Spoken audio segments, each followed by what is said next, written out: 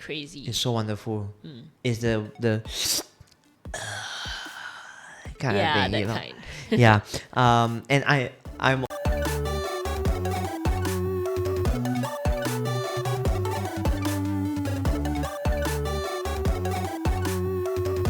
Hi there. My name is Edril, And my name is Yan Ping. and this is the Teo-logy podcast. Yeah, so today is another day of a fun episode. But maybe Yamping, you tell us why it's gonna be fun. We haven't talked about places and, well, food in a while.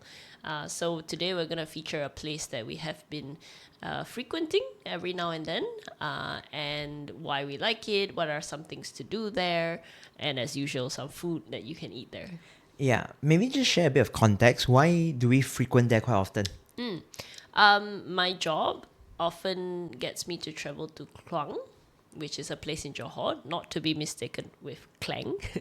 So Kluang is a small town in Johor, a little bit more center of Johor, and I go there about once every 2 months, and then every now and then when Edril's free, he will tag along for the ride. Yeah, and both of us will explore the whole area. So, Yamping, for today, why not you share with us what we're gonna cover, how we're gonna begin covering it. Where do you want to begin with this? Well, for starters, maybe some characteristics about Kluang, what we like about it, and then we'll talk about 3 main activities in Kluang, and some recommendations of places, and also the different experiences that we had. Okay, so this is for those who find themselves wanting to go to Kluang already and are in Kluang. And if you're not sure on where to begin, you can use our podcast guide on how to spend your 3 days in Kluang. And on that note, also, like, if you are way more well-versed in Kluang than us, feel free to drop recommendations in the comment. So maybe you facilitate this moment. What you want to talk about first? So let's start with, what is your first impression of Kluang? The roads are very, very wide. Oh, yes. Yeah. I can cross the road and I'll still not reach the other side. The cars can be coming onto me and the cars still will not reach me. Yeah, It's you, just you wide and feel like free. you can lie down on the road. Yeah, obviously you don't do that, but you feel like, yeah. Yeah, So that's and- my first impression. And I feel like the Kluang roads are wider than some parts of even the North-South Highway. It takes you quite a while to actually cross the road, yeah. What about you? I would say Kluang is probably my dream retirement town. Why? Because it's a very pleasant, laid-back town, but it's still happening enough. It's got 2 good malls. It's a self-sustaining town, but you really feel the sense of peace, and people are very relaxed there. So, for example, one of our favorite experiences was most shops don't open before maybe 10. But in one of the few breakfast places, there was like this old uncle there sitting, drinking his coffee, reading his newspaper, and whistling. No, he after finish his meal, he walked past by us and like with his tongkat, taking his easy time, like so happy being old. Yeah, and to me that was the epitome of like retirement, where you have no worries. You can whistle, you can enjoy your coffee, and still enjoy a pretty good life. And then by 7 p.m. morning and nights are easy to cross the roads because there's just no cars. Most people are like home. They don't go out to eat dinner, but of course we will recommend some dinner places as well. Second thing that I like about Kluang is actually the demographics. So I feel like you have a very good mixture of all 3 races, Malay, Chinese, and Indian. You see them coexisting together. You see them speaking different languages to each other.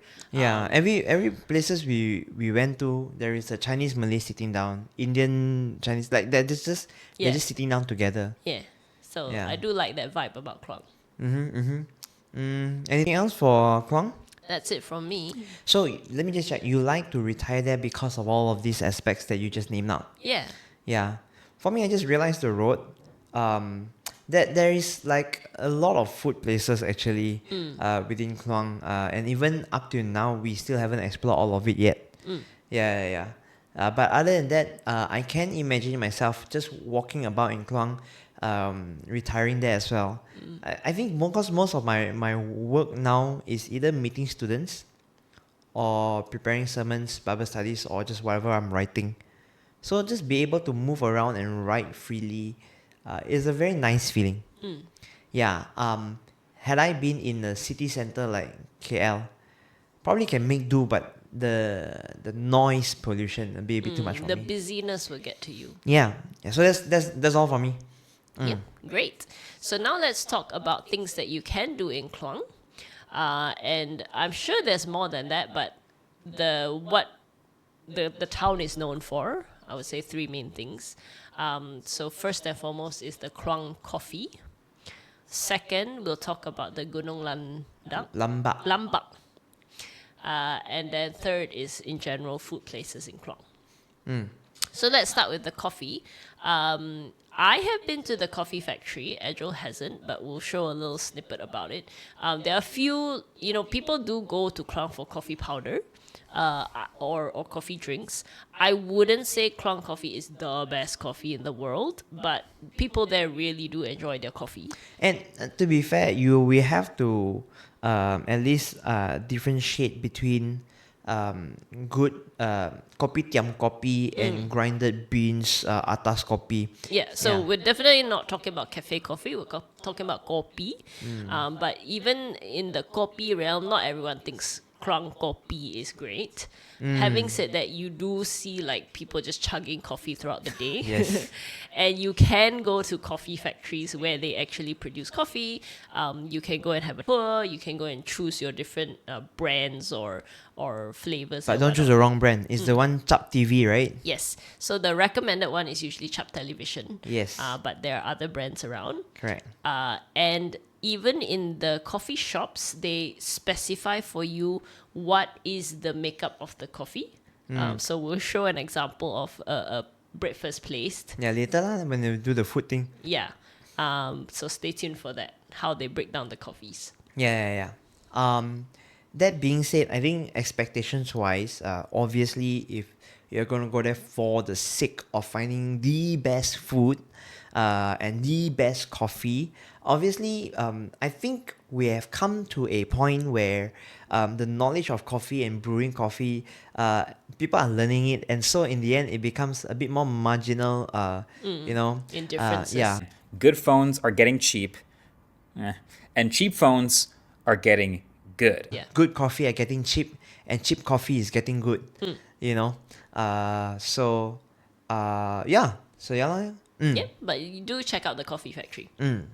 So next. Yep, which is the Gunung Lambak. I'll let Edro talk about it because he did the climb.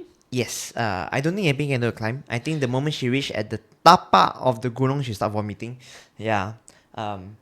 But there is this Gunung Lambak, which is about 13 minutes away from city center. 1-3. 13 minutes. Yeah, Not I would 10. say 10. Yeah, about that lah. And so at the bottom of the mountain there is a resort, Gunung Lambak Resort, and there are a few cafes around, which unfortunately wasn't open on the day when I went. I was really looking forward to going there, but that they close on Tuesdays and Wednesdays. So take note, Heel and Heel Cafe. There's monkey pods and all that.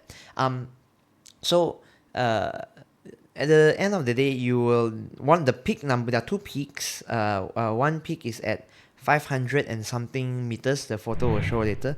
And the second peak is about 800 because it says about 200 to 300 more meters up. Yeah, and as you climb up the base, the moment you think you're walking up the hill already, and then when the moment you start panting, that's when you reach the bottom of the mountain. Yeah.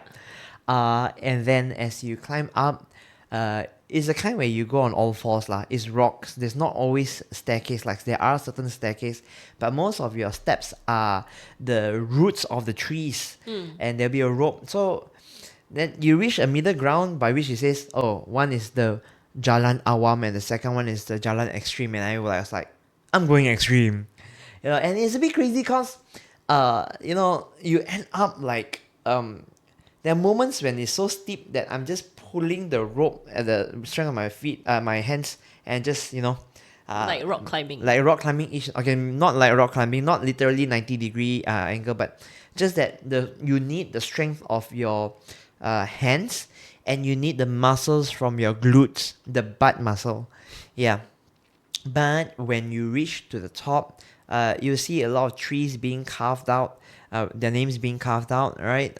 Sorry, Elizabeth, I couldn't find your tree. Okay. The moment I reached a certain level, I was like, I couldn't bother looking for a tree. I just want to reach the top. Yeah, I was worrying. I was thinking like, will I survive? You know, must I come down this same route again? Coming down be crazy. But when you reach the top, the view is amazing.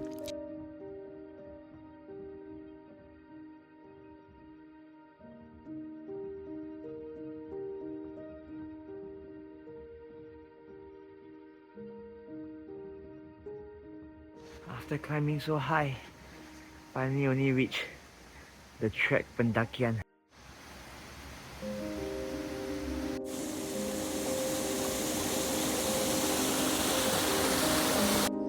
Puncak laluan awam, puncak laluan extreme. I'm going extreme. Yeah, extreme it is.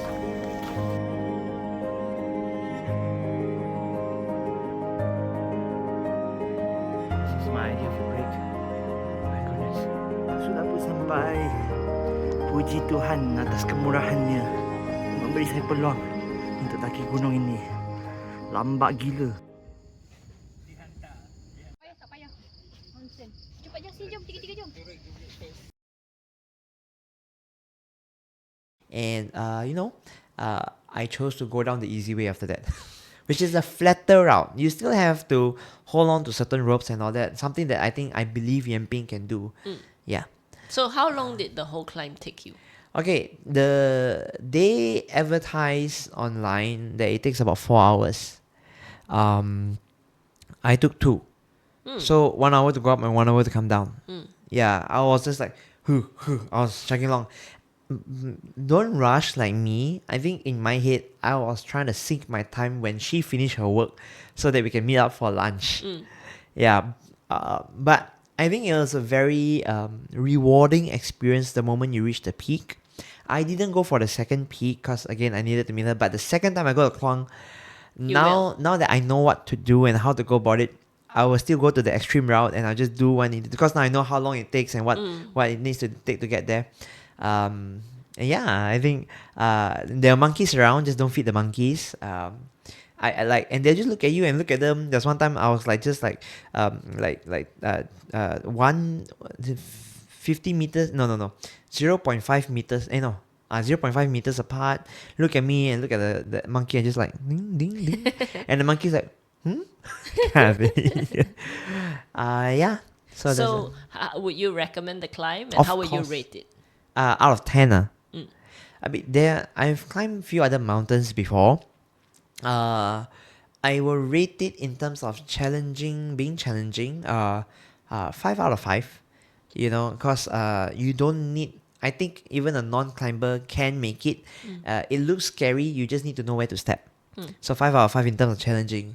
Rewarding, that's what every time if you reach the peak, it's gonna be like 9 out of 10. You know, the view is quite nice. They give you a photo, a plaque to hold that you have reached the peak. Fun at that point of time. No, I was so afraid that I was. You will die on the mountain and no one will find you. That thought did come to mind, but there were a few people walking up and down, so I was like, bang, tu tanya, sudah mau sampai ke atas tak?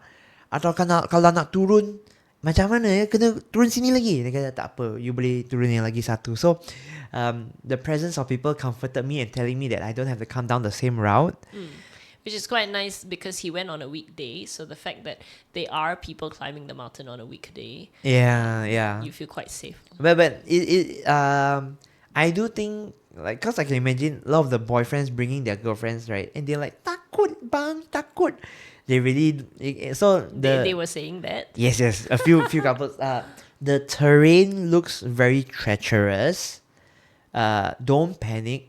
Just find the right steps. And wear good shoes. Yes, wear good shoes. I bought a second-hand. I forgot the brand. It's fine. Just wear good shoes. Just wear good shoes. Yeah. Okay. So that was his experience climbing Gunung Lambak, which is well-known mountain in Kluang.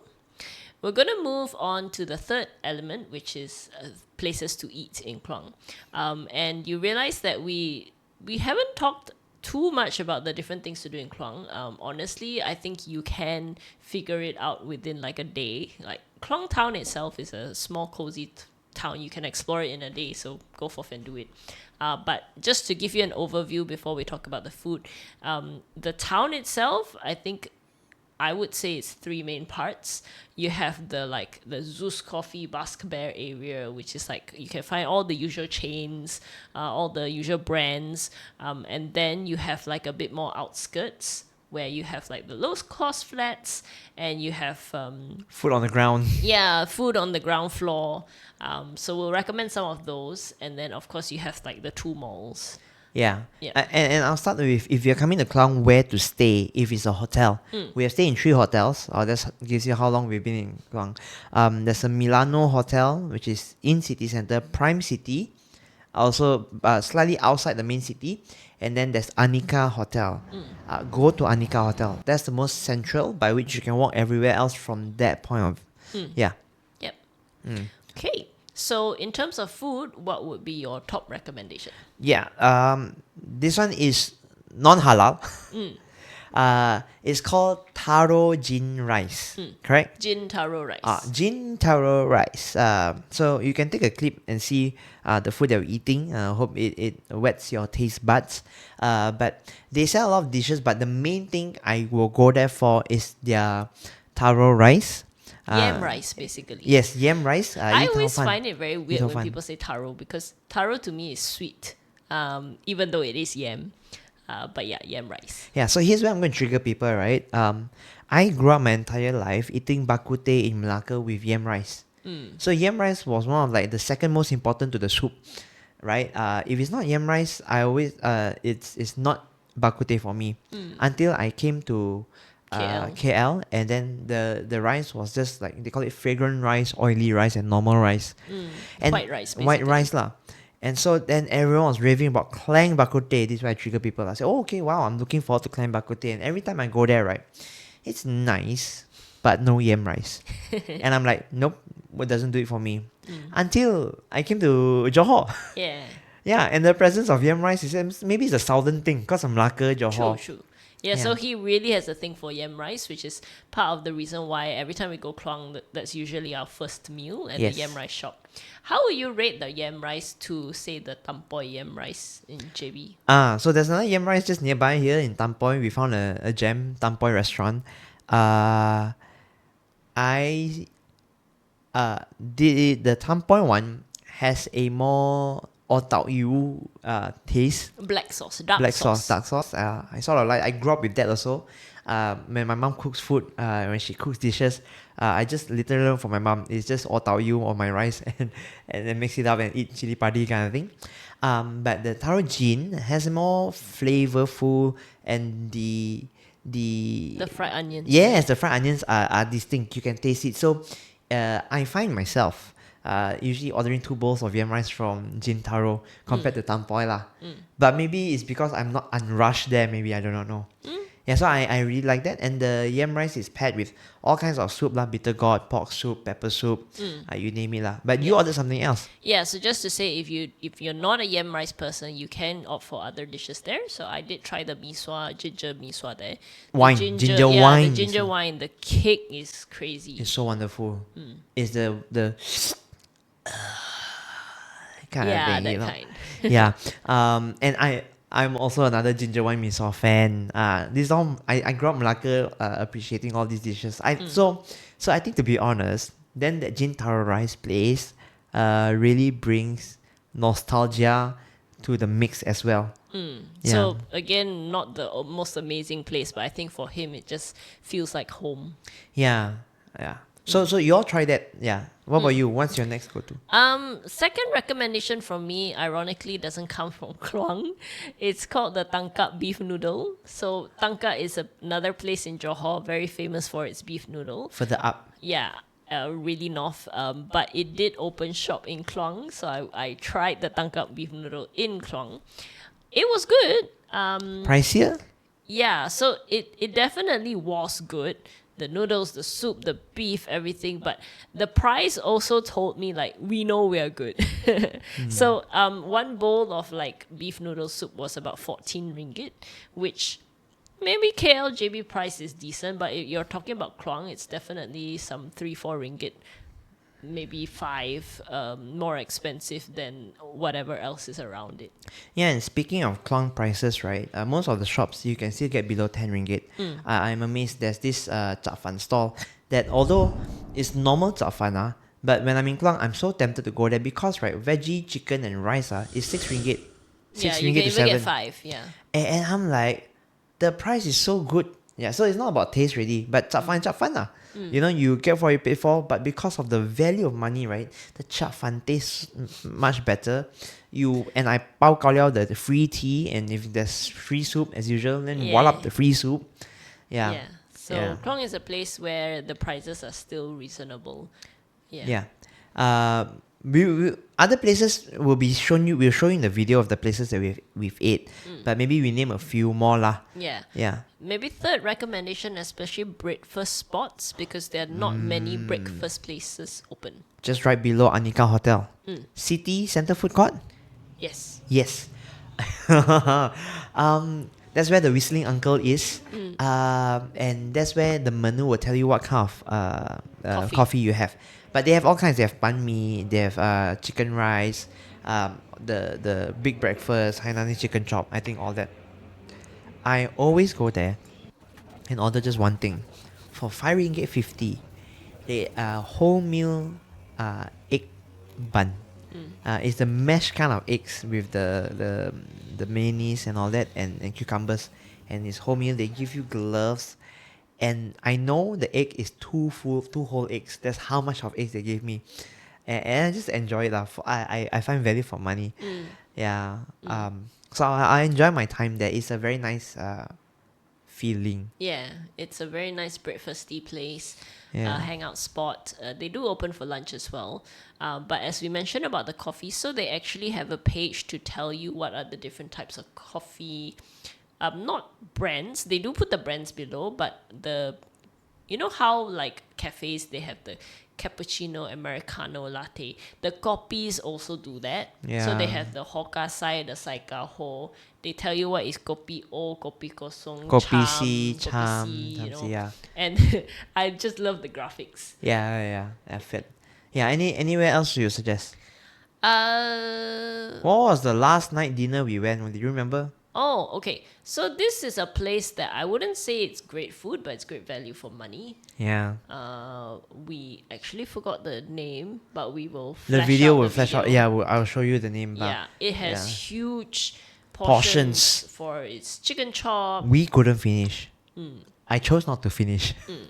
I went a bit extra. I chose the sizzling plate. The sizzling Buttermilk sizzling plate. Yeah. Yeah. I think the sizzling was unnecessary, but it's good for the show. Yeah. Also, yeah, we'll yeah. see in the video. Yeah. But yeah, portion wise was huge. Now, maybe move on to... There were other places we eat, but it's simple food lah. If you want wanton mee and all that. But perhaps we want to move a bit to desserts. Sure. Yeah. So I'll name one, she'll name one. And we'll describe a bit more about dessert. There are plenty of dessert shops, okay? We chose not to go to like the soybean...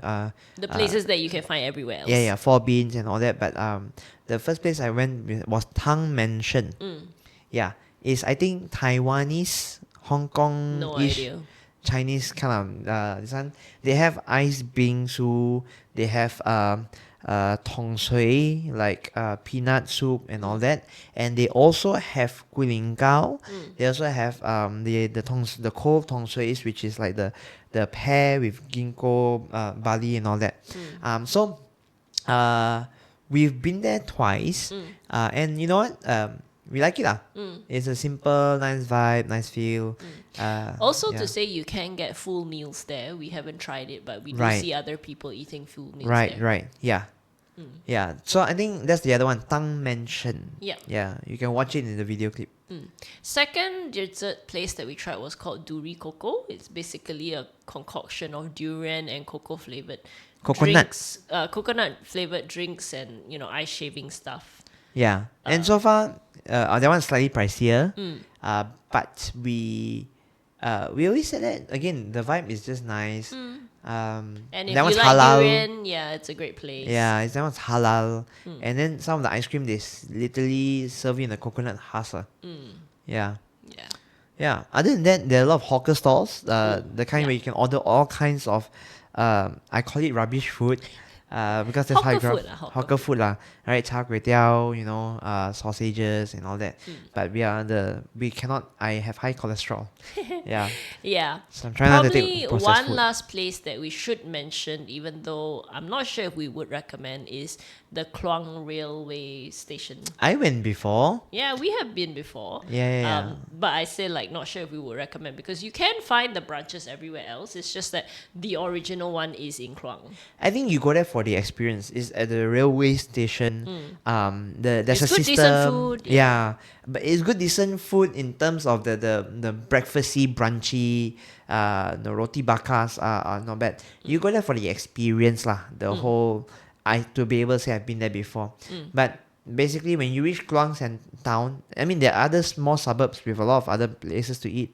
But you just explore lah. There are a lot of other cafes that we haven't gone yet. The other thing is like, you want to get your digital stuff, you go to Kluang Parade.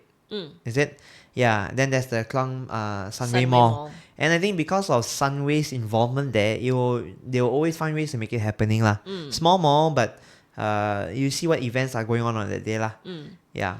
Last place probably to recommend for vibes is just there's a row of stalls that are placed inside the old train. What do you call those?